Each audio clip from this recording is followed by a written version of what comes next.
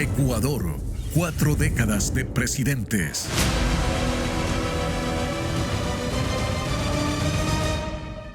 A menos de 3 meses de realizarse la primera vuelta electoral, Ecuavisa pone a consideración de su audiencia un recorrido por la historia reciente de nuestra democracia. Recordaremos los momentos políticos más relevantes de 4 décadas, en las cuales Ecuador debió tener 10 presidentes y terminó teniendo 13. El primer periodo presidencial que revisaremos marcó el retorno a la democracia. El prometedor mandato de Jaime Roldós Aguilera, que comenzó en 1979, se vio truncado a mitad de camino por su prematura muerte. Su vicepresidente, Osvaldo Hurtado, asumió el poder. Revivamos esa primera etapa.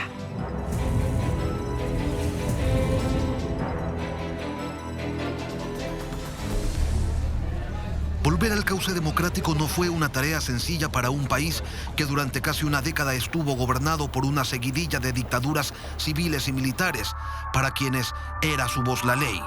Y entonces, volver sería una verdadera reconstrucción y no estuvo exenta de dolores. Era ese un Ecuador de 7 millones de habitantes, pero en el que solo 2 millones votaban. Entre la primera vuelta y la segunda transcurrieron 6 meses, casi un parto, pero al final se terminaría imponiendo un joven político que con 38 años llegaba a la presidencia de la República de un país que a esas alturas sabía de democracia a oídas. La democracia no es perfecta, pero es susceptible de perfeccionamiento y por ello siempre será la forma condigna de existencia humana.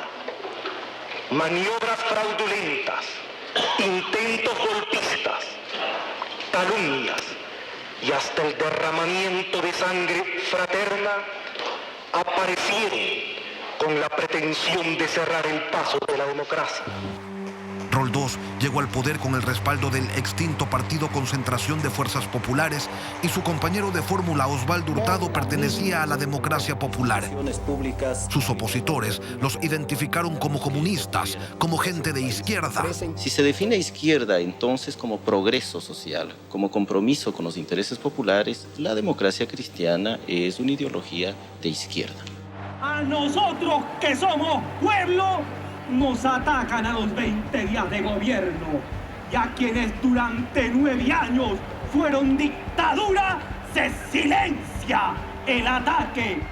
Jaime Roldós quiso que su gobierno marcara una diferencia clara con las dictaduras. Quería que la democracia no fuera solo una palabra o una expectativa, pero las cosas no le iban a ser sencillas. ¿Qué es lo que reclaman en el Ecuador de 1978? Los moradores de la mayor parte de los pueblos ecuatorianos. Agua, agua. Este es un país que tiene sed de agua y sed de justicia. Las pugnas con un parlamento liderado por su tío político, quien fuera su auspiciante en la lid electoral, marcarían abiertamente su mandato. En la Cámara de Representantes quisieron implementar un reglamento para su operación, pero no existía ley, por ende no se podía reglamentar nada. Pugna de poderes.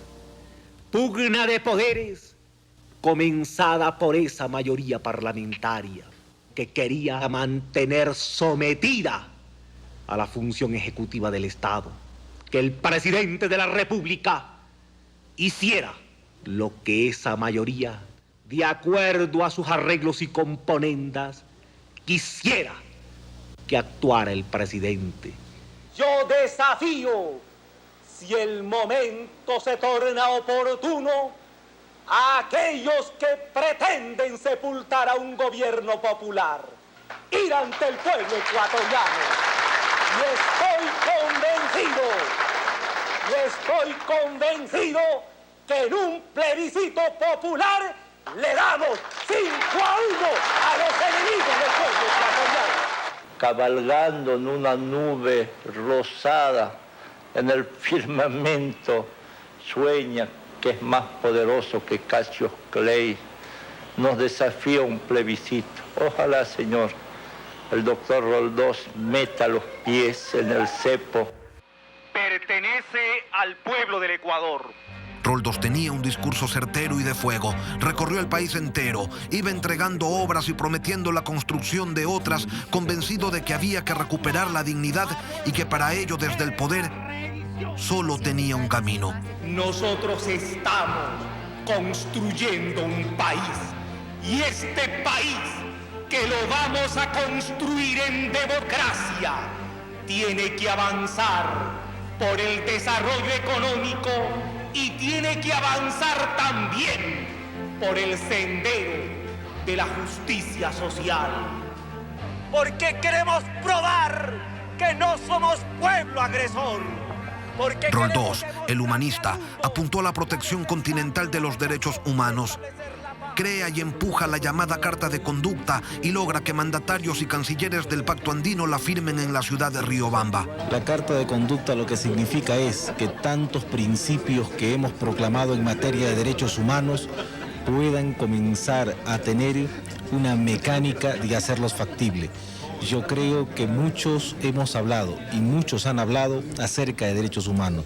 Lo difícil en esto, como en todo el ordenamiento jurídico, es pasar de la norma escrita a la práctica.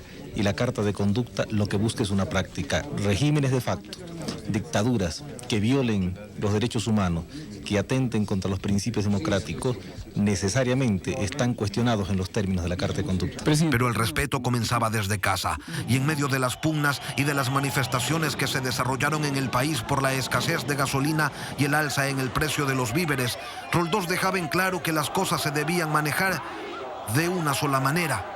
Yo no quiero una prensa amordazada. Yo no quiero una república del silencio. Yo no quiero la lisonja y el adulo para el error del gobierno. Yo quiero la crítica constructiva. Yo quiero la palabra orientadora, porque no me creo infalible, porque no creo que mi gobierno lo sea.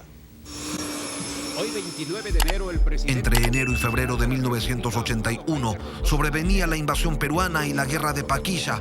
Roldós viajó hasta la sede de la Organización de Estados Americanos para exponer la tesis nacional de inaplicabilidad del Protocolo de Río de Janeiro, y en las calles del país encendía un sentimiento de nacionalismo. Esta es la postura ecuatoriana, la postura de un pueblo digno, la postura de un pueblo que quiere la paz, repito.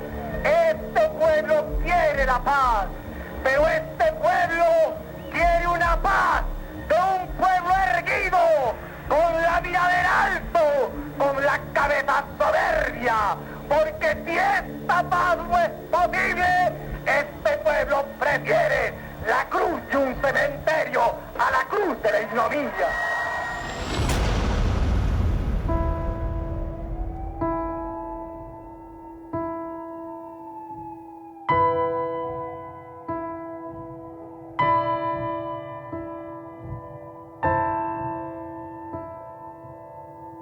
No pasarían demasiados meses y al país lo golpearía una tragedia. El accidente se suscitó en momentos en que el primer mandatario cumplía con las funciones que le habían sido encomendadas por el pueblo ecuatoriano cuando viajaba a un puesto fronterizo de nuestra patria. El presidente Roldós, su esposa y 7 personas más habían salido desde Quito luego de una ceremonia en la que se condecoró a los combatientes de Paquilla. El Ecuador heroico de la cordillera del Cóndor, el Ecuador eterno, unido en la defensa de su heredad territorial, el Ecuador democrático capaz de dar lecciones históricas de humanismo, trabajo y libertad. Este Ecuador amazónico, desde siempre y hasta siempre. ¡Viva la patria! Todos perdieron la vida cuando la aeronave que tenía como destino la población de Macará se estrelló en el Cerro Guairapungo. Esta tragedia, tan dolorosa para todos los ecuatorianos, debe llevarnos a unirnos aún más en torno a los ideales de democracia, de desarrollo y de justicia social, los mismos que por otra parte fueron estandarte de lucha de Jaime Roldós Aguilera. En la Santa Iglesia Catedral de Guayaquil y pasada las 11 de la mañana de hoy, 25 de mayo, se efectuó una ceremonia especial de honras fúnebres a la pareja presidencial. Hubo funerales de Estado y en el país entero la percepción de que se había esfumado una posibilidad de cambio, que sin embargo no desapareció con el tiempo.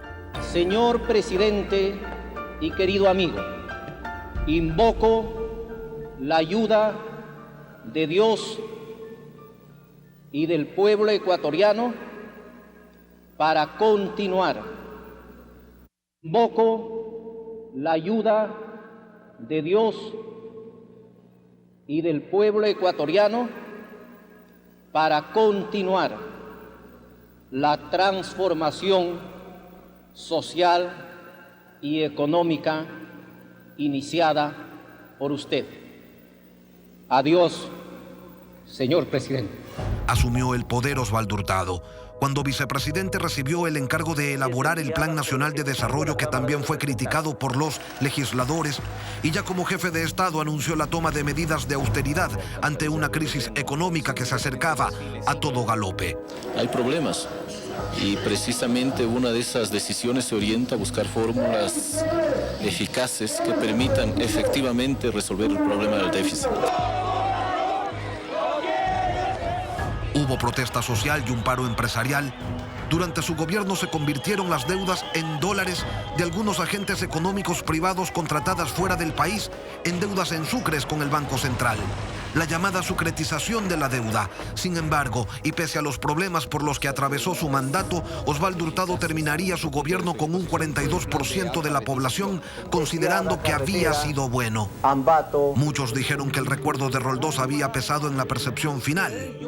Lo cierto es que este primer ejercicio de poder post-dictadura le había costado sangre, sudor y lágrimas a un país que aprendía a caminar otra vez por el sendero de la democracia.